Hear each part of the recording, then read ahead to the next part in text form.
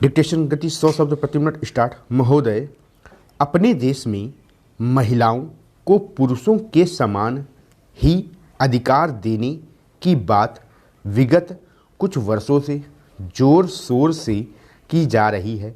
यही नहीं, हमारे संविधान में भी महिलाओं को पुरुषों के समान ही अधिकार देने की बात स्वीकार की गई है। किंतु क्या यह सच है?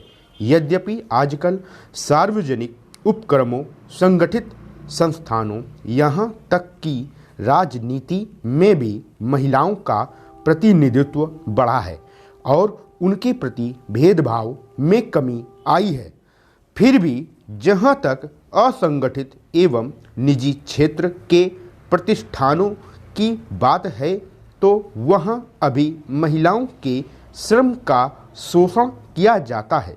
एक तरफ जहाँ ऐसे संस्थानों, प्रतिष्ठानों में महिलाओं को उचित प्रतिनिधित्व नहीं मिल रहा है, वहीं दूसरी तरफ कामकाजी महिलाओं का ऐसी जगहों पर शोषण भी किया जाता है। यही नहीं बल्कि उनको काम की तुलना में पारिश्रमिक भी नहीं दिया जाता है। महिला श्रम का अधिकांश हिस्सा असंगठित क्षेत्रों, बागवानी एवं कृषि में कार्य करता है, जहां उन्हें पुरुषों की तुलना में बहुत कम वेतन भत्ता दिया जाता है। अधिकतर उन्हें दैनिक वेतनभोगी के रूप में ही रखा जाता है और आवश्यकता या इच्छा न होने पर हटा दिया जाता है। यद्यपि अब प्रत्येक जगह न्यूनतम मजदूरी कानून लागू हो चुका है, इसके बावजूद इस कानून की अनदेखी कर महिलाओं को कम मजदूरी दी जाती है। महिलाएं बेरोजगारी एवं लाचारी के चलते उस न्यूनतम मजदूरी पर भी जी तोड़ काम करती हैं, जबकि हमारे संविधान में श्रमिकों के संबंध में प्रावधान किए गए हैं। जीवन निर्वाह के पर्याप्त साधनों का प्रत्येक मानव को अधिकार है। अपनी आर्थिक सामर्थ्य एवं विकासीय परिसीमाओं के अधीन राज्य इस प्रकार के प्रभावपूर्ण प्रावधान बनाएगा कि बेकारी, वृद्धावस्था, बीमारी, अयोग्यता एवं अप्रत्याशित अभावों के प्रति जनता को सहायता सुविधा सुनिश्चित की जा सके। राज्य इस प्रकार प्रयासरत रहेगा कि देश में सभी प्रकार के श्रमिकों को एक न्यूनतम जीवन निर्वाह मजदूरी सुनिश्चित की जा सके एवं श्रमिकों के लिए एक उन्नत मानव जीवन तथा कार्य की श्रेष्ठ दशाएं सुनिश्चित की जा सकें। आश्चर्य का विषय यह है कि भारत में महिला श्रम की स्थिति बड़ी विचित्र है। एक तरफ जहां देश के कुल कामगारों में 80% हिस्सा महिला कामगारों का है, वहीं ग्रामीण क्षेत्रों में इनका हिस्सा 32% एवं शहरी क्षेत्रों में मात्र 14% ही है। यदि मुख्य कामगारों, सीमांत कामगारों एवं गैर कामगारों की दृष्टि से देखें तो पाएंगे कि मुख्य कामगारों में 22% हिस्सा महिला श्रमिकों का है, जबकि सीमांत कामगारों में 90% हिस्सा महिला श्रमिकों का है एवं 59% महिलाएं गैर कामगारों का है। इस तरह स्पष्ट है कि कुल कामगारों एवं मुख्य कामगारों की संख्या ग्रामीण क्षेत्रों में अधिक है, शहरी क्षेत्रों में कम। यही नहीं, शहरी क्षेत्रों में गैर कामगार महिलाओं की संख्या भी अधिक है। अपने देश में महिला कामगारों की संख्या कुल जनसंख्या का 22% है। यह प्रतिशत ग्रामीण क्षेत्रों में 26% एवं शहरी क्षेत्रों में 9% है। महोदय, महिला श्रमिकों में मुख्य कामगार 15% हैं, जबकि सीमांत कामगार 6% हैं। महिला कामगारों में सर्वाधिक प्रतिशत महिला कृषि श्रमिकों का है, जबकि सीमांत के बाद दूसरा स्थान महिला काश्तकारों का एवं महिला श्रमिकों का 15% भाग अन्य विविध कार्यों में लगा हुआ है। गृह निर्माण कार्य में कुल महिला कामगारों की 5% महिलाएं कार्यरत हैं।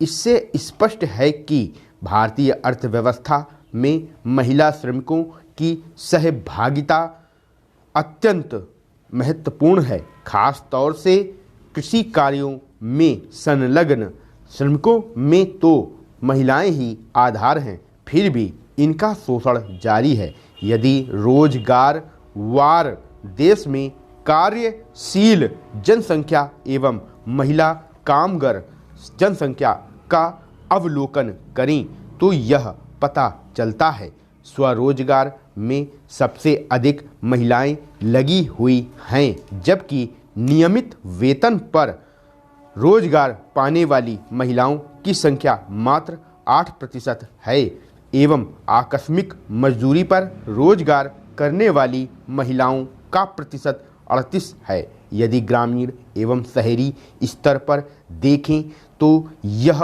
प्रतिशत क्रमशः 51% प्राप्त होता है। इससे देश में रोजगार वार कार्यशील जनसंख्या एवं कार्यरत महिला जनसंख्या का विवरण स्पष्ट है। इससे यह भी स्पष्ट है कि स्वरोजगार के अंतर्गत ग्रामीण महिला कामगारों की संख्या में कुछ कमी आई है, जबकि नियमित वेतन पर आधारित रोजगार में वृद्धि हुई है। आकस्मिक वेतन पर आधारित रोजगार की स्थिति उसी तरह बनी हुई है जैसे कि पहले थी। इसी तरह शहरी महिला कामगारों की संख्या स्वरोजगार के अंतर्गत पहले से कम होकर पुनः कुछ बढ़ी है, जबकि नियमित वेतन पर आधारित रोजगार में महिला श्रमिकों की संख्या बढ़ी है। आकस्मिक मजदूरी पर आधारित महिला श्रमिकों की संख्या पहले से कम हुई है। ठीक यही स्थिति कार्य के अन्य क्षेत्रों में व्याप्त है। अगर देश में बेरोजगारी की स्थिति को देखा जाए तो महिलाएं पुरुषों की अपेक्षा अधिक बेरोजगार हैं। ग्रामीण क्षेत्रों में शहरी क्षेत्रों में जो भी रोजगार मिला हुआ है उनमें उनका शोषण किया जाता है। ग्रामीण क्षेत्रों में चूँकि शहरी क्षेत्रों की अपेक्षा बेरोजगारी की दर अधिक है, इसलिए ग्रामीण क्षेत्रों में महिलाओं के लिए अधिक रोजगार के अवसर जुटाने की आवश्यकता है। अपने देश में शिक्षित वर्ग में पुरुष एवं महिला रोजगार में अंतर देखने को मिलता है। रोजगार वृद्धि की दर ग्रामीण क्षेत्रों में शहरी क्षेत्रों में अधिक रही है। शिक्षित वर्ग में स्त्रियों की रोजगार वृद्धि की दर पुरुषों की अपेक्षा अधिक रही है। इस तथ्य से इस बात की पुष्टि करते हैं कि शिक्षित पुरुष वर्ग में लगातार वृद्धि बेकारी का एक महत्वपूर्ण कारण महिलाओं का अधिक मात्रा में रोजगार ढूंढना एवं रोजगार प्राप्त करना है। शिक्षित वर्ग में महिलाओं में रोजगार वृद्धि की दर राष्ट्रीय स्तर से सदैव अधिक रही है। इसका मुख्य कारण पुरुषों में शिक्षित व्यक्तियों की रोजगार वृद्धि की दर में कमी रहना है। जहाँ तक स्त्री पुरुषों की कार्य सहभागिता का प्रश्न है तो 1991 में यह क्रमशः 22 एवं 51 रही है। स्टॉप।